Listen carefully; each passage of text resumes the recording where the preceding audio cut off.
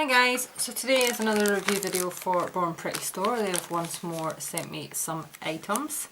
So I'm just going to do a general overview of them in this one, and then I will do individual ones for each. So first of all, I have this pack of striping tape. Now it comes in different colours, of course.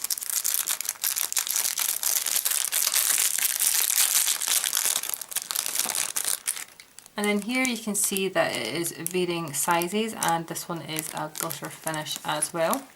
So there's 3 different sizes of glitter finish, and then there's this plain one as well. I also picked out these nail forms. So as I said, I will go more depth as to what you do these. These are like the full nail forms you can do gel or acrylic in.